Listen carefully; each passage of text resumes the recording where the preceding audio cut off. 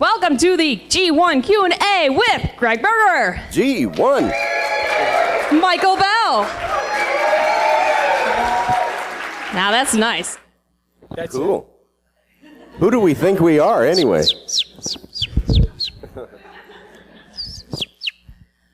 All are G1. Yeah, all the RG1s here. And babies, there's some new babies here. Why, boy, hit my nose. Yes. See, little ones. So now, are you going to ask questions? Are they going to ask questions? Or they just want us to come out of a cake? If you'd like to make some opening statements, that's fine. If you don't, we can start with questions. Whatever you guys want to know, we'll tell you. Who's first? So, if any of your characters were real and you could meet them, who would you want to meet the most of all the voices you played in G1? Let Greg. I would want to meet all of them. Is this on? Yeah, you're on. Okay. I would love to hold court with Grimlock for a while. I would want to make sure that I was in a secure location. Kind of like the producers and director were when we were recording, somewhere behind safety glass.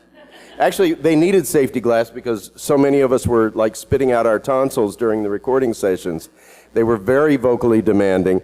Skyfire is a fascinating, multi-layered character who, that whole Fire in the Sky arc is fascinating. And I think a lot of the G1 episodes worked because the lines were so clearly drawn between good choices and bad choices that weren't clouded, and a lot of us were allowed to run through some pretty heroic activities, and everything was kind of epic and galactic in nature by definition, and